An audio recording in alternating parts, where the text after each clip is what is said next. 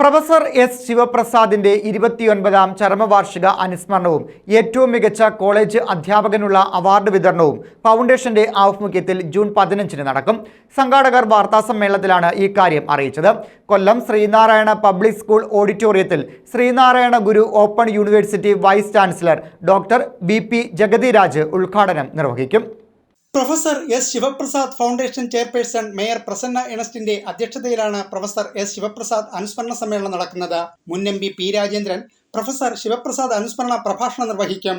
Mavelikkara bishop Moore college physics department associate professor Sajan DA മികച്ച അധ്യാപകനുള്ള അവാർഡിനായി തെരഞ്ഞെടുത്തിരിക്കുന്നത്. Civil services പരീക്ഷയിൽ ഉന്നത വിജയം കരസ്ഥമാക്കിയവരെയും ശ്രീനാരായണ എഡ്യൂക്കേഷണൽ സൊസൈറ്റിയുടെ വിവിധ വിദ്യാഭ്യാസ സ്ഥാപനങ്ങളിൽ ഉന്നത വിജയം കരസ്ഥമാക്കിയവരെയും ചടങ്ങിൽ അനുമോദിക്കും. വയനാട്, ഇടുക്കി, പാലക്കാട് ഈ 3 ജില്ലകളിൽ നിന്നാണ് വരാഞ്ഞത്. ആകെ 17 പേരാണ് അപ്ലൈ ചെയ്തത്. 17 പേര്. അപ്പോൾ അതിനകത്ത് നമ്മൾ ക്രൈറ്റീരിയ എന്ന് പറഞ്ഞാൽ അവർ ചെയ്ത എല്ലാ ആക്ടിവിറ്റീസും, അവരുടെ അക്കാഡമിക്കും അതുപോലെ തന്നെ കോ കരിക്കുലർ എല്ലാം പരിശോധിച്ചതിന് ശേഷമാണ് ഈ അവാർഡ് കൊടുക്കുന്നത്.